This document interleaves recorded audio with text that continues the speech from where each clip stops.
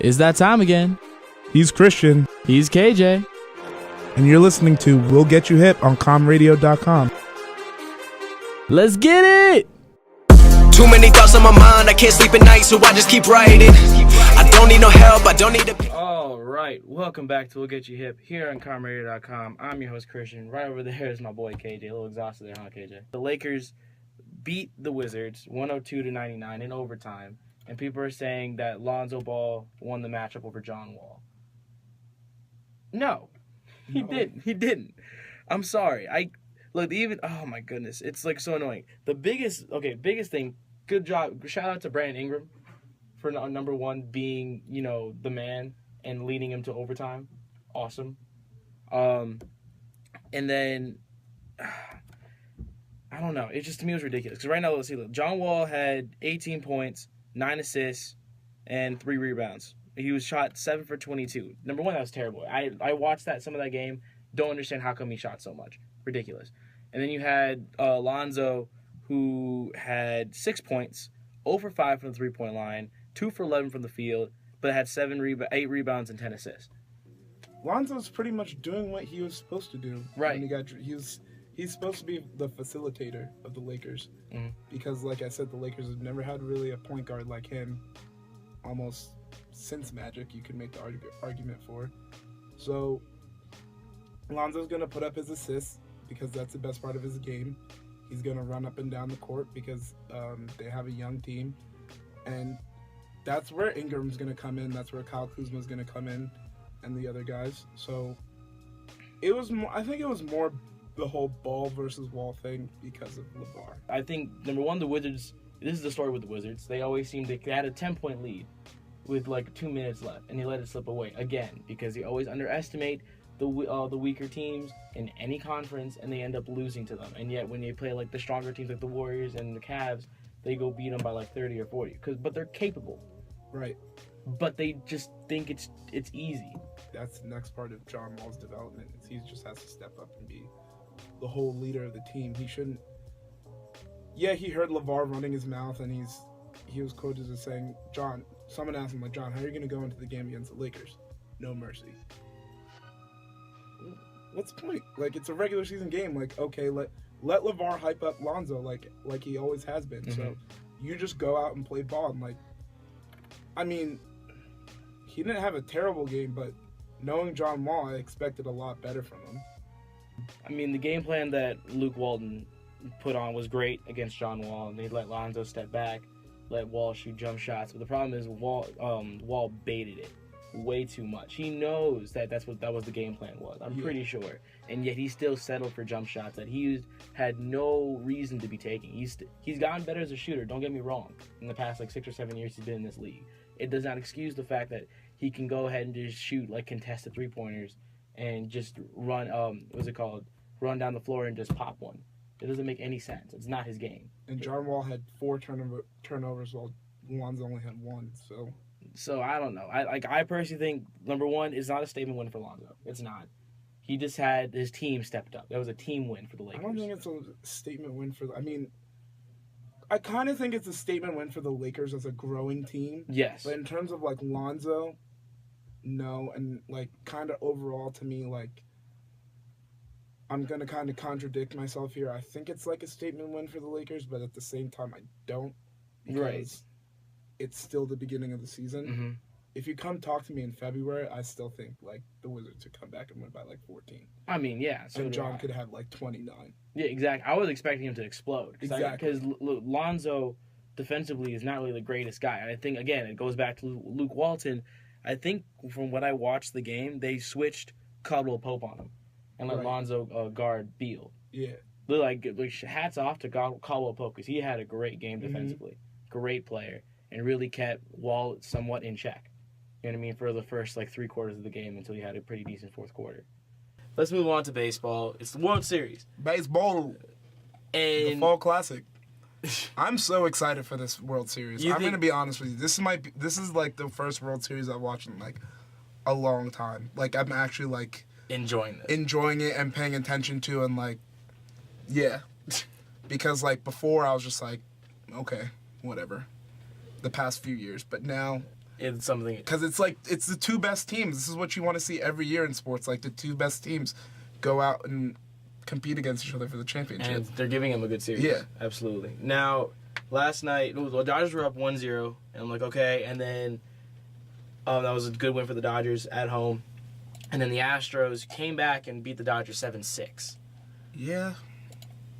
And from what I heard from friends, because I didn't really watch the game, it was the Dodgers were up pretty comfortably. It was around the 8th inning, and then I think they just exploded. The Astros were up 1-0 in the 3rd, and the Dodgers tied it in the 5th. Dodgers added 2 more runs in the 6th, and the Astros added 1 more in the 8th and 1 more in the 9th. So the game was tied, and then they went to extras. They both scored 2 in the 10th, and Astros scored 2 in the 11th compared to 1 from the Dodgers.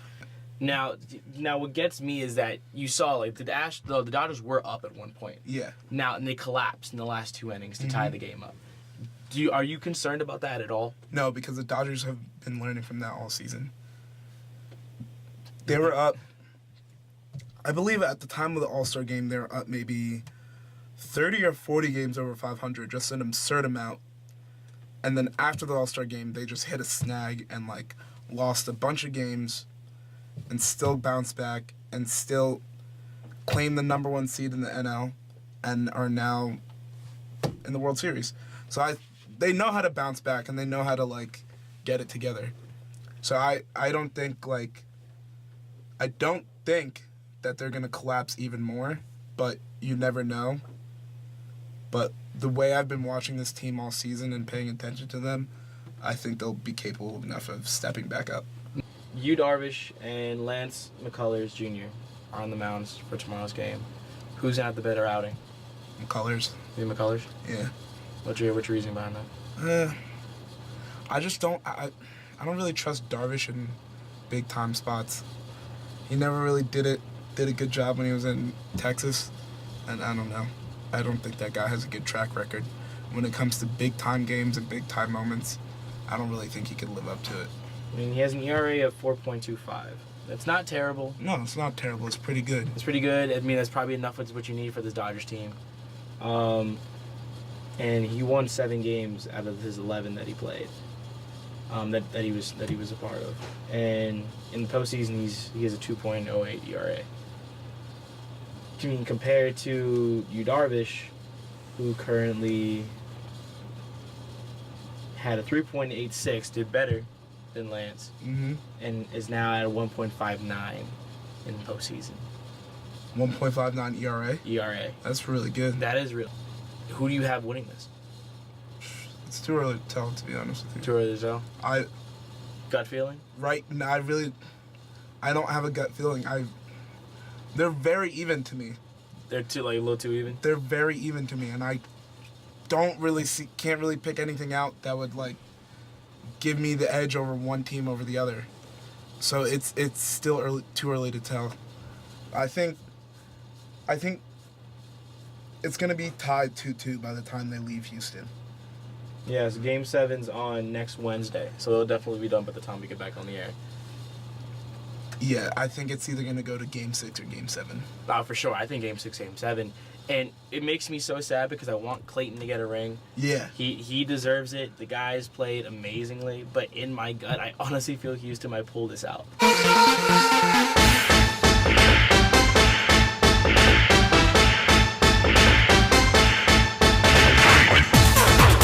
Now let's kind of shift gears to what I believe could be the game of the week.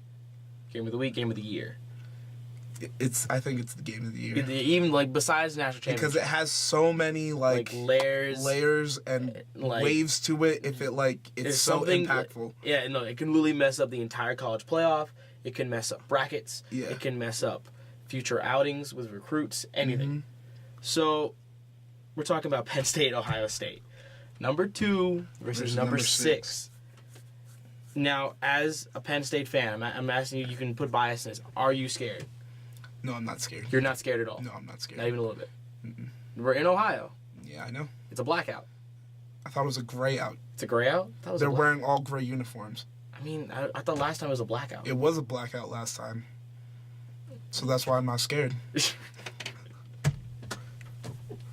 After I saw the uniforms they're wearing, I'm like, I have no fear of you guys. No fear. I mean, this is the biggest game in Penn State history in, like, recent years. Yes. I agree with you. Because as everyone knows, we were a nationally ranked team for year in and year out. Things happened. Right. Sanctions happened, came down. They're at the bottom of the basement. And they worked their way back up. Now, they're the second-ranked team in the country. So this is kind of what everyone expects of Penn State football. So now this is the game where they really got to prove it. It's like, are they really worth number 2? Mm-hmm. Absolutely. Or are they just...